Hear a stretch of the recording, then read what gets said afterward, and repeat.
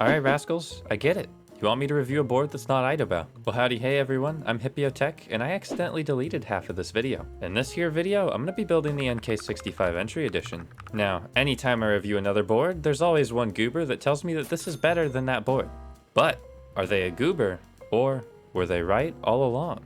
Well, I mean, even if they were right all along, I probably won't admit it, but anyways, we'll be building this out with some KTT Roses, as well as these Blue Cat Keycaps that are MA profile. So, it's definitely a pretty build, but did it break my expectations? Should you buy this board? Stick around, and you'll find out. Hey Jim. Hey Alfred. Hey, How's it going? I just got a key cult. Wait, like in the Vickery auction?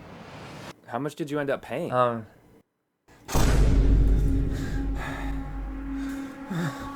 Hipyo? Do I have to do this? You gotta make money to pay for your key cult. Hi, I'm Alfred's Spray Lube, and today I'm going to tell you about today's video sponsor, Audible. Audible is a great subscription service where you can get lots of cool audiobooks to listen to, like this book, Atomic Habits, an easy and proven way to build good habits and break bad ones.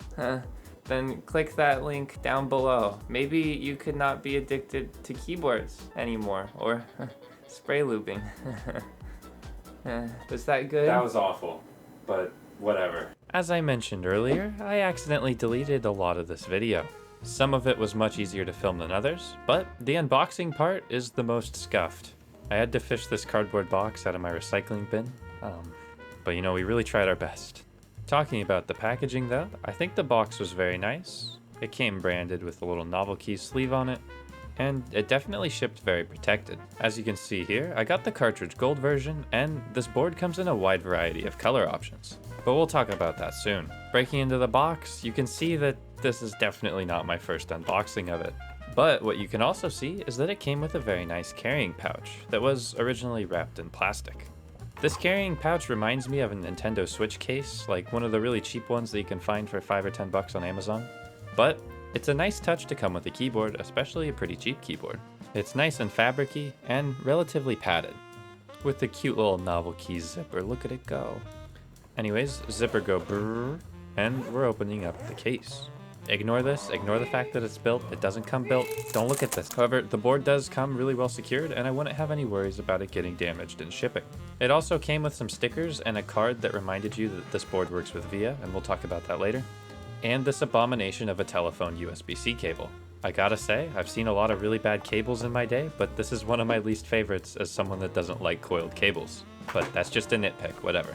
Oh, but also since I'm bashing the cable, it's incredibly short and doesn't even reach anything, it's so short. Okay, but you probably came here to hear about the board, right? This board sells out incredibly quickly and is rarely in stock, so keep that in mind if you're ever considering it. But if you manage to find it in stock, you can get it for $95 US, but there's also shipping and taxes, which made mine come in at about $114 US.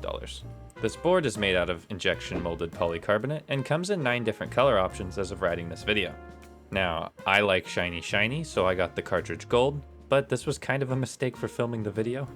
As far as build quality, some people have reported problems of creaking and wobbling and scuffs, and mine was no exception. Also, this board has south-facing LEDs and factory lubed plate mount stabilizers, but are they any good?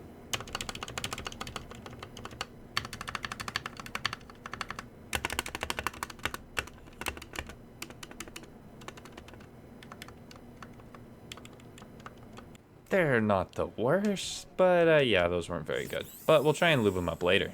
This board is a modified top mount, aka a tray mount where they went, let's put screws everywhere. The plate is made from aluminum. Look, ultimately, if you're getting this board because you're trying to avoid the stiffness of an integrated plate or tray mount, you're gonna be getting the same typing experience here. So, nothing really special. Now you're probably thinking, Hipyo, what's this purple thing? Is it squishy? Can I squish it? I don't know how you're asking this good of questions, but yeah, it's a purple thing and it's squishy.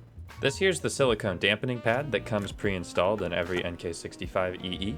It's dummy thick and honestly dampens the board really well. I really love the sound profile that silicone gives to boards. It can kind of just save any bad board and make it sound relatively thocky. Also, it's 241 grams. That's a lot of grams. Taking it out though reveals that this is just your average polycarbonate case. that you paid $95 for. Oh man, my wallet. Yeah, did I mention I paid my own money for this one? Yeah. Here you can see that the board is hot swap, has south-facing RGB LEDs, supports 5-pin switches, but only supports plate mount stabilizers. Plate mount stabilizers aren't the end of the world, but they're definitely a little bit harder to get tuned, so kind of annoying. Looking at the back of the board, here's where you can see all of the screws around the perimeter. This is something that's been nitpicked by a lot of other content creators, but this is how they get away with calling it a top mount. Like, it's connected to the top, but like, you're gonna screw it in to the bottom standoffs anyways. I mean, it's gonna be just as stiff. Magic time. This magic has been brought to you by the Wow Stick. Wow. Speaking of magic, these stabilizers definitely aren't. And we're gonna be taking them apart and lubing them. If you watched my last video, I don't have Durock plate mount stabilizers, which you can get from Prevail Key Company. Use code Hipyo in the description. So I'm gonna be giving these stock stabilizers a chance. They came with a little bit of factory lube on them that I had to wipe off. I guess this made like a tiny bit of a difference, but meh. I was actually out of Krytox, so I decided to use Carbon GS2 for the stems and housings. I also used or XHT BDZ. This is a very, very, very thick stabilizer wire grease that kind of resembles toothpaste. This was my first time using this, and holy moly, it was a mess. I was not a fan, but maybe I'll be a fan with the sound test. But yeah, I globbed it on the wires similarly to how I use Permatex dielectric grease, and I also globbed it on my hands over and over again. I normally don't like lubing stabilizers because of how messy it can get, and this kind of made it worse. But maybe I'll use it again? It kind of felt like putting mayonnaise on my stabilizer wires, which definitely don't do that. Don't put mayonnaise on your stabilizer wires. And also, because this was my first time doing this, I definitely over-lubed a couple of them, but over-lube definitely beats under-lube, because rattle is annoying. I think just the amount that I got on my hands could probably have lubed 1 or 2 stabilizers. But I digress. It was a fun stabilizer looping session. We have fun here, right? Right, guys? This is fun, right? Yeah. With all the stabilizers in, that was a little bit of magic, by the way. I have to wipe up my surface again, and wipe up my hands again, and then we're ready to go. So, Gateron yellows are out. We're using KTT Roses now. This is a 63.5 gram linear with a progressive spring, and it only cost 27 cents a switch. That's pretty good. However, I did pay one of my mods, E1, to lube these for me, which made them a little bit more expensive. E1 did a decent job. I mean, he definitely overlubed some of them, but he goes with the philosophy of overlube is good or something. I don't know. What do you guys think? I think regardless, these are some pretty good switches, and I might have to do a full review on them. If you want to see that, make sure you get subscribed and let me know down in the comments. Anyways, magic time. Also, this makes me really want some pink keycaps because pink and gold, very pretty. Oh, like Olivia on here? Oh man. But I don't really have Olivia, so we're gonna have to get creative for this build. But before we get creative, Hipyo recommendation time. Hipyo recommendation time.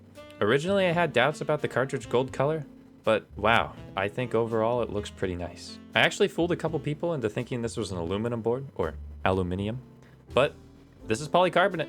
I do think the translucent polycarbonate versions are a little bit tacky, and I probably wouldn't go for them. But let's get to the build. For the keycaps, I decided to go with Blue Cat MA profile keycaps. If you watched my ID67 video, you've probably seen these before. These are some $40 keycaps that were sent to me by Idabao. Yeah, we can't escape them. And they're really kind of like a cheat code for thockiness if you can handle the uniform profile. So let's just skip to the good part and let me cast my fun little magic spell again. I don't really think you want to see me put on keycaps, do you? So first aesthetic impressions, I think this build looks really, really good and was actually relatively cheap. Okay, it was like $170 total, but like, that's not the worst. However, I'd maybe compare this to the Gamma K K66 that I built for Cozy. It kind of sounded the same in overall sound profile. But the Gamma K K66 is much better if you like big RGB. Also, this cable sucks. It's way too short. If you have a long distance between anything in your keyboard, it's not plugging in, it's too short.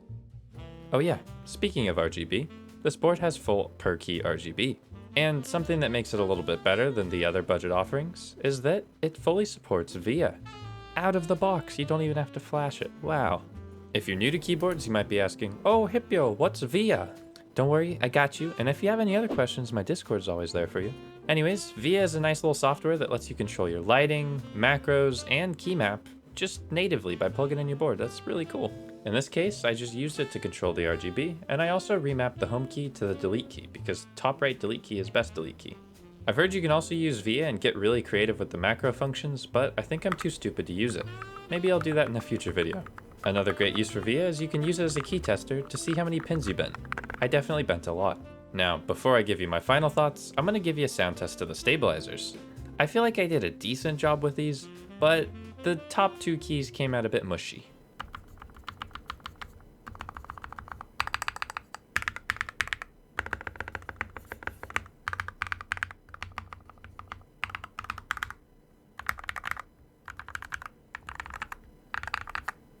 So I'm gonna wrap up with my final thoughts, and you're probably wondering, is this board worth it? Well, if you can find it in stock for the base price, I'd say, yeah, you wouldn't go wrong buying this board. It's relatively easy to get set up, it has great software support, and it offers a little bit of a deeper sound profile than the Idabout ID67 does, which you can check out my review on that as well. However, similar to the ID67, it's just as stiff, so if that's a problem for you, keep that in mind. But really it all comes down to preference. Personally, I think this style of 65% is a bit too cramped, and I definitely prefer a blocker at the arrow keys for any of my boards. But I digress. This isn't the end-all be-all of boards, but it's definitely a good option at its price point. But you can't even buy it. Anyways, I'll be leaving you guys with a nice little sound test. Make sure you watch the whole thing to support my YouTube algorithm overlords, otherwise Susan won't let me eat. Also, 80% of you goobers aren't subscribed, so if you like this video, make sure you get subscribed, please. If you really like this video, consider checking out Audible in the description. If you want special perks, consider hitting that join button down below.